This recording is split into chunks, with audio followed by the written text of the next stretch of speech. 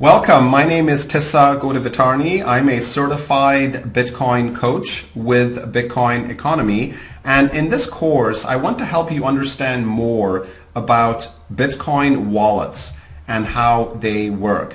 Now, you might be wondering, if there are no physical coins as such with Bitcoin, how do you pay using Bitcoin? Do you use a debit card or a credit card perhaps? Well, the answer is no. You don't use debit cards or credit cards because Bitcoin transactions work very much like email. You send and receive Bitcoins through a Bitcoin wallet, but it's entirely software based.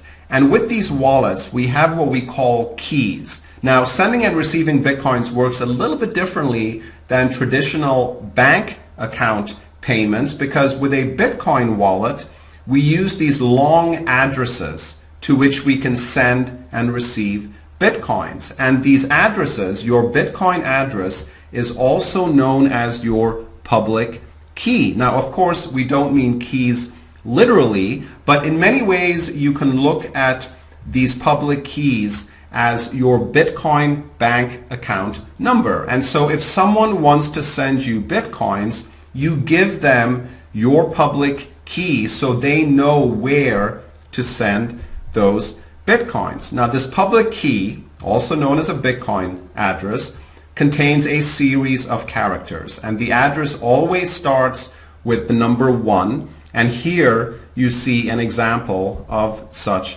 an address. Now, because these addresses are so long, the Bitcoin system can generate billions of these unique addresses, and they can be generated at absolutely no cost by any Bitcoin user. And so in many ways, a Bitcoin address to which others can send you Bitcoin is like an email address where others can send you email messages.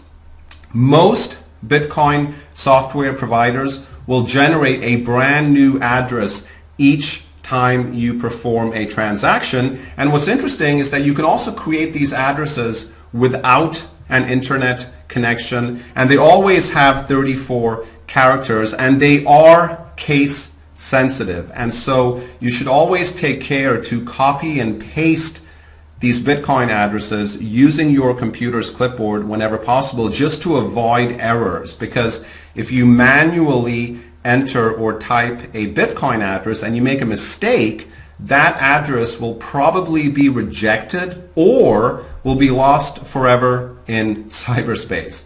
Now, typing in characters or even copying and pasting in many cases on your keyboard or mobile device isn't easier. And so to make this process easier, Bitcoin addresses are often represented as QR codes or quick response codes, which is basically an image like you see here, which has your Bitcoin address coded into it. And so these QR codes, as you see here, can be scanned by other devices. The QR code can be scanned, and you can send that QR code to the person who's receiving the Bitcoin, and then they can scan it with their mobile device, which has your Bitcoin address. Now, if you download wallets, and there are many different types of wallets that you can use, such as multi-bit. That's just one example of a Bitcoin wallet, and you can generate as many Bitcoin wallets as well as you like. And so you might have one Bitcoin wallet for business use, and you might have another Bitcoin wallet for private use or personal use, right? This is the symbol of Bitcoin. The oddly shaped B is the currency symbol of Bitcoin. And sometimes you will also see the letter combination BTC, which also means Bitcoin.